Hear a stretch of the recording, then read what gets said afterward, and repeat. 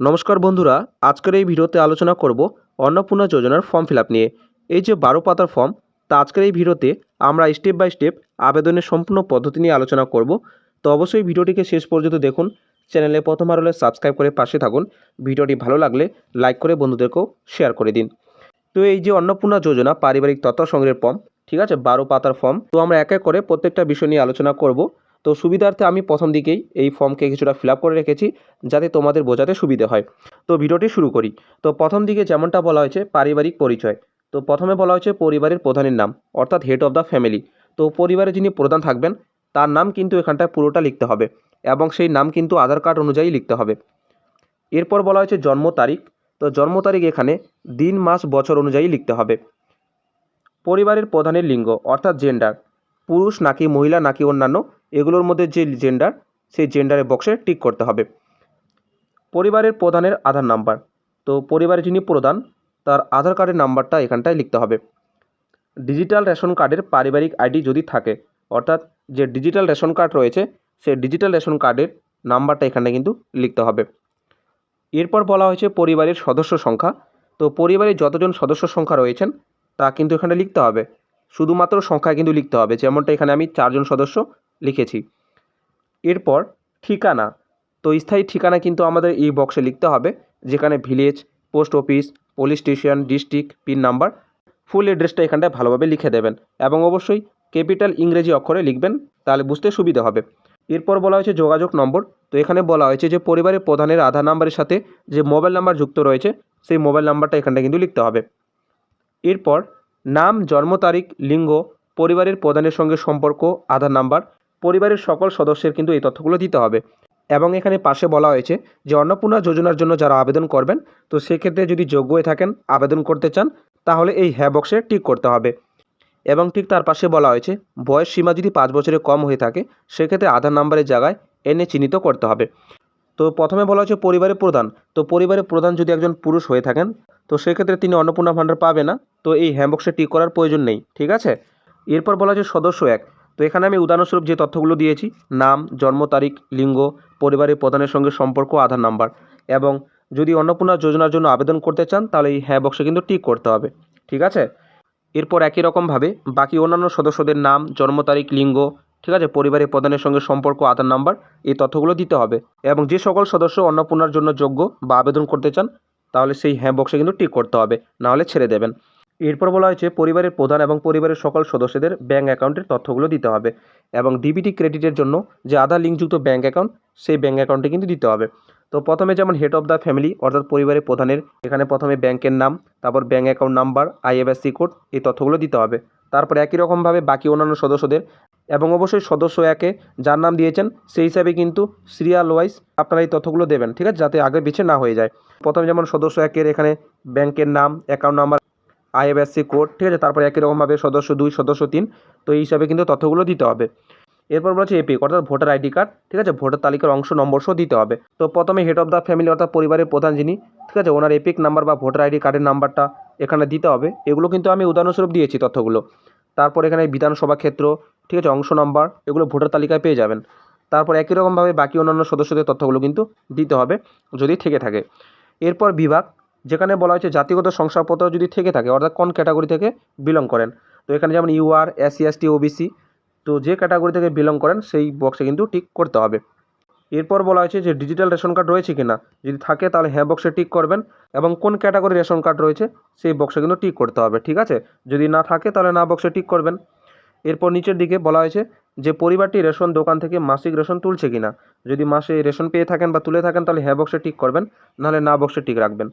তারপর বলা হয়েছে যে বাড়ির ধরন, যদি আপনার বাড়িতে 3 বা তার বেশি পাকা ঘর থাকে তাহলে হ্যাঁ বক্সে টিক করতে হবে, নাহলে না বক্সে টিক রাখবেন।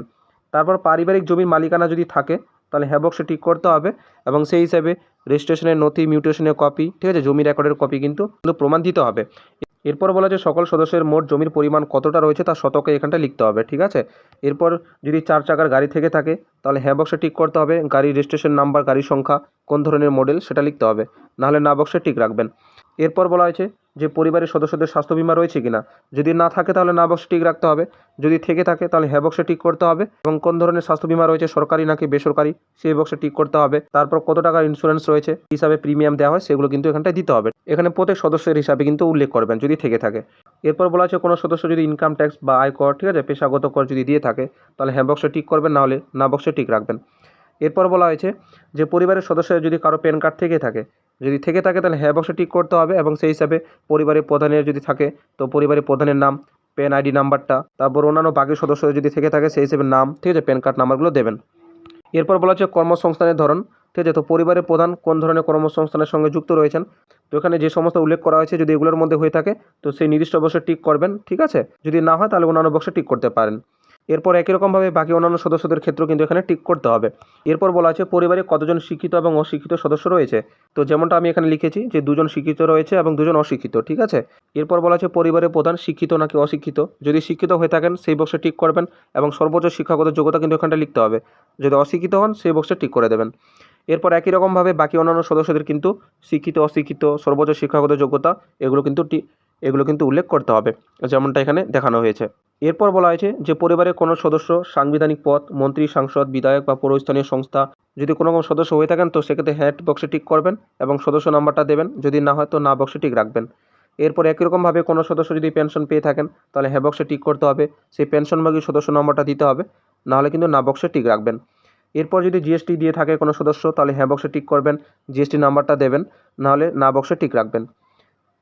এরপর বলা হয়েছে পরিবারের মোট বার্ষিক আয় কত টাকা, সেটা কিন্তু এখানটা লিখবেন।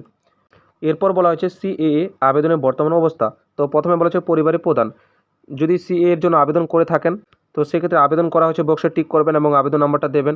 ইস্যু করা হয়ে থাকলে এই বক্সে টিক করবেন, সার্টিফিকেট নাম্বারটা দেবেন। যদি এগুলো প্রযোজ্য না হয় তো প্রথম যে বক্স প্রযোজ্য নয় তো সেখানটা টিক করতে হবে, এবং একই রকমভাবে বাকি অন্যান্য সদস্যদের ক্ষেত্রেও কিন্তু এগুলো উল্লেখ করতে হবে। এরপর বলা হয়েছে পরিবারের কোনো সদস্যের কেসিসি কার্ড, ঠিক আছে, অর্থাৎ Kisan credit card, student credit card, artisan credit card এগুলো রয়েছে কিনা। তো প্রথমে যেমন পরিবারের প্রধানের যদি থেকে থাকে তাহলে সেই নাম্বারটা, আইডি সংখ্যা, কোন তারিখে ইস্যু করা হয়েছে সেটা দিতে হবে, যদি না হয় তো এগুলো ছেড়ে দেবেন, ঠিক আছে, এবং একই রকমভাবে বাকি অন্যান্য সদস্যের তথ্যগুলো কিন্তু দিতে হবে। এরপর বলা হয়েছে যে এসআইআর 2026-এ যদি নাম বাদ পড়ে থাকে এবং মামলাটি যদি ট্রাইব্যুনালে বিচারাধীন থাকে তো সেক্ষেত্রে এখানে হ্যাঁ করতে হবে এবং সেই মামলার বিবরণটা দিতে হবে, যদি না হয় তো না বক্সে টিক রাখবেন, যদি প্রযোজ্য না হয় তো প্রথম যে বক্স প্রযোজ্য নয় এখানটা টিক করে দেবেন, এবং এগুলো কিন্তু প্রত্যেকটা সদস্যের ক্ষেত্রে আপনাদের উল্লেখ করতে হবে। এরপর বলা হয়েছে যদি পরিবারে কোনো রকম শিশু সদস্য থেকে থাকে এবং বিদ্যালয়ে অধ্যয়নরত থাকে তো সেক্ষেত্রে এখানে কিন্তু শিশুর নাম, শ্রেণী, বিদ্যালয়ের নাম, ঠিক আছে, এবং কোন ধরনের বিদ্যালয় তা কিন্তু এখানটায় উল্লেখ করতে হবে, এবং একই রকমভাবে যদি আরও শিশু সদস্য থাকে তো সেক্ষেত্রে সেগুলো কিন্তু এখানটায় উল্লেখ করতে হবে। এরপর বলা হয়েছে শিশুদের টিকাকরণের বর্তমান ব্যবস্থা, ঠিক আছে, যদি শিশুদের টিকাকরণ সম্পূর্ণ হয়ে থাকে বা শুরু হয় তো সেক্ষেত্রে হ্যাঁ বক্সে টিক করবেন, এবং সেই হিসাবে এখানে কিন্তু যে টিকাকরণ আইডি কার্ড সেটা কিন্তু আপনাদের প্রমাণ হিসাবে দেখাতে হবে, যদি না হয় তো টিকাকরণ করা হয়নি এই বক্সে টিক করবেন, এবং এখানে প্রত্যেকটা শিশু সদস্যের ক্ষেত্রে কিন্তু এগুলো দিতে হবে। এরপর বলা হয়েছে যে পরিবারের কোনো সদস্য অন্যান্য প্রকল্পের সুবিধা পাচ্ছেন কিনা ডিবিটির মাধ্যমে, তো প্রথমে বলা হচ্ছে পরিবারের প্রধান যদি পেয়ে থাকেন হ্যাঁ বক্সে টিক করতে হবে, প্রকল্পের নামগুলো এখানে লিখতে হবে, যদি না হয় না বক্সে টিক রাখতে হবে, এবং একই রকমভাবে বাকি অন্যান্য সদস্যের ক্ষেত্রেও কিন্তু এগুলোতে উল্লেখ করতে হবে, এবং যদি বাদ দেওয়া হয় তো সেই কারণটা অফিসার কর্তৃক এটা কিন্তু পূরণ করতে হবে বলা হয়েছে। এবং ফর্মের সবার শেষে বলা হয়েছে ঘোষণা ও সম্মতি, ঠিক আছে, তো এখানে বলা হয়েছে যে উপরে উল্লিখিত সমস্ত তথ্য সত্য এবং সঠিক, ঠিক আছে, তো সেক্ষেত্রে এখানে সম্মত বক্সে টিক করতে হবে, তারপর পরিবারের প্রধান এখানে স্বাক্ষর করতে হবে, এবং এই ফর্মটা কিন্তু যাচাইযোগ্য, ঠিক আছে, অবশ্যই এটা কিন্তু ভেরিফাই করা হবে। এবং এখানে পরিবার বলতে বোঝানো হয়েছে যে সাধারণত একসঙ্গে যারা বসবাস করেন একই রান্নাঘর থেকে খাবার গ্রহণ করেন। তো এটা হচ্ছে ফর্মের শেষ পাতা, এখানে কিন্তু আমাদের ফর্ম ফিল আপ শেষ হচ্ছে, ঠিক আছে। নিচে বলা হয়েছে শুধুমাত্র সরকারি ব্যবহারের জন্য, তো এগুলো আমাদের ফিল আপ করতে হবে না, ঠিক আছে, এগুলো ছেড়ে দেবেন।